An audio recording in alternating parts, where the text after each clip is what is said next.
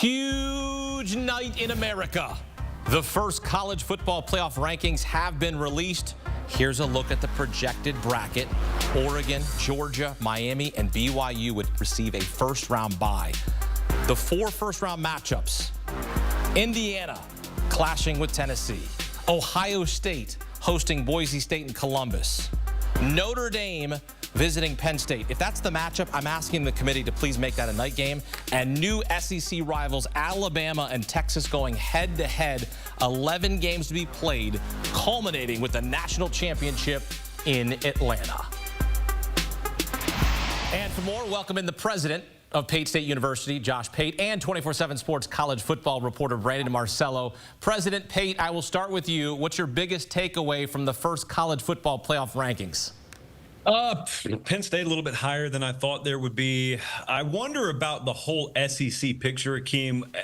We were sitting here in August, and you and I and Brandon would have been saying they're going to get 3 in, they're going to get as many as 5 in, and there's this really interesting situation with your A&Ms and your LSUs and your Alabamas, and they're all like kind of log jammed there in the teens. Ole Miss is there too, and a lot of them either have played or will play each other. I just wonder down the stretch how we define strength of schedule. Like, there's 7 SEC teams, I think, in the top 16 right now. And so there's this one notion that you are what your record says you are. And then there's this other notion that, well, maybe you lost, but you lost to really good teams. This committee claims they wipe the slate clean every week. And so I wonder when the dust settles and we're talking about those bubble situations, that team that has 2 losses and maybe a 3rd loss if the resume is ultra tight. I just wonder how that's going to shake out. The SEC as a conference sitting in a really strong spot, but they don't litter the top 10, they litter the teens. For me, is to simply put, nothing matters. Nothing matters until 4 weeks from now, until we get closer to those final rankings. And the reason why I say that is because we look at last year with Florida State in the 11th hour getting slipped out of the rankings when it's back at 14 playoff, and they got left out at that point. Again, these are going to fluctuate a little bit week by week, obviously. But for me, nothing really matters. Nothing is really to get really upset about in these initial rankings, though I do have some issues. But we have to remember, these are pretty much these next 3 to 4 weeks practice runs for this committee. These are just exercises for them until that final rankings is released. Yeah, all the precincts are not reporting quite yet. We will still have plenty more to discuss. The first of 6 rankings to be released. We will have a selection Sunday, which will be pretty cool. All right, let's talk biggest winners and losers here. Josh, who's your bigger winner from the first college football playoff rankings? Brandon, I don't know what you thought. I thought they'd have Penn State down at like 10, somewhere like that. So Penn State being all the way up there at 6, and it's just the most recent team that I watched in person. We all watched it either on TV or in person. I really thought they'd have them down at the 10 spot. The fact that they're at 6, although, like Brandon said, there's still a lot of fluctuation, a lot of games to be played, it's got to give you a lot of hope, because what are we talking about here? After they lose the Ohio State game, no one's going to pencil Penn State into the Big Ten championship game. Therefore, no one's really going to give them a shot to win the conference title. So the next item on the agenda is who's going to have the home playoff games? Who's going to be that 5, 6, 7, 8 seed? And if you got Penn State sitting here at 6 and they go undefeated the rest of the way, which is the path we're talking about, I'm not sure I see them getting bumped that far down. Again, the committee will tell you that's not how it works, but I don't always believe the committee. So Penn State's sitting there in pole position to host a playoff game, which has to be best case scenario after they walked off the field a loser Saturday. I absolutely agree with you, Josh. They're the biggest winner in all of this right now because they have 0 top 25 wins among teams in the current rankings of the college football playoff rankings. That's insane to me. And they are ranked at 6 despite just losing a game this past weekend. Yes, it's against Ohio State, but I think we're looking at the committee here. As much as they say they don't look at strength of conference, they just look at individual teams or strength of record. There is some strength of conference bias, so to speak, being fed into these rankings for them. Now, that's okay. I think the Big Ten's the #1 conference in America right now. We look at the top tier teams right now.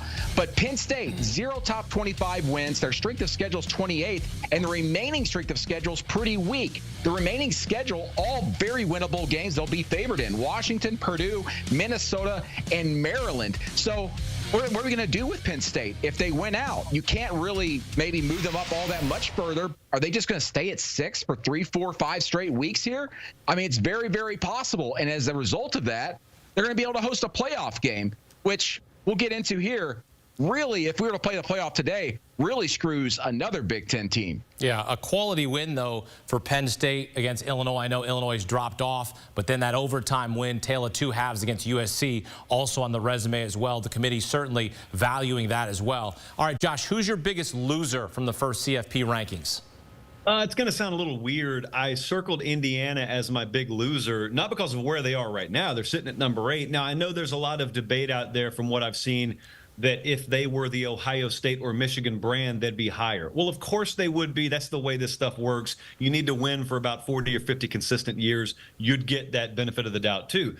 Where I think they're a loser is Hakeem and Brandon. Does it not feel like they were sort of given a little cupcake of being number 8, but with the caveat that everyone's just waiting on the Ohio State game? And unlike Penn State, that just got to lose that thing at home and enjoy benefit of doubt, Indiana's going to fall off a cliff. Everyone can see that coming a mile away. They will fall off a cliff if they lose that game, and everyone will feel justified because they'll say, well, hey, we ranked them top 10 when they were undefeated. What more do you want from us? Now, I know the other side of that coin. I understand the strength of schedule argument, and it's not there. I would counter with they've demolished everyone they've played. So that's what a high-level team should do.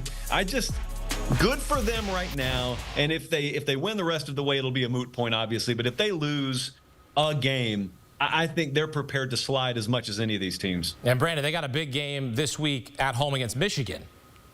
Yeah, absolutely. And that'll help them, I think, in the eyes of the committee, because I think they still see that Michigan logo and they go, oh, that's a solid win for them, despite Michigan being not very good this year. And I promise, Pate and I did not compare notes before going on here, but Indiana's my big loser here, too, because one, we can look at the data points, and they can explain this away. 103rd in strength of schedule right now. That's obviously atrocious. Their combined record of their opponents right now is 34-46, which is the worst by far among the top 12 in the rankings this week. So I understand it from that point. But as Pate said, they've blown everybody out. They've won every game by 14 points or more. They've a combined margin of victory at 296 points this year. It's incredible. Absolutely insane numbers. But what really gets under my skin here is Penn State being ranked ahead of them. And as a result of Boise State getting in as the 5th highest ranked conference champion, Indiana would be pushed down as the 9 seed and would have to go on the road to a 1-loss Tennessee team in the first round, while Penn State gets to sit at home and host a playoff game despite just losing this week. Make that make sense to me. Well, they believe in Kurt Cignetti. I win. Google me. He's going to run up the score. There you go. there you go. Brandon Marcello, Josh Pate with their biggest winners and losers from our first college football playoff rankings. And here's a look at the odds to win the national championship. Ohio State, the favorite to win it all at plus 330, followed closely by Georgia at plus 350, and the number 1 team in the nation, Oregon, at plus 450. The first round of the playoff begins on December 20th, culminating with the national title game a month later in Atlanta. Coming up, a full bracket breakdown. Josh Pate is back to fill out his bracket, and you got to see who he's got winning it all. Next on CBS Sports HQ.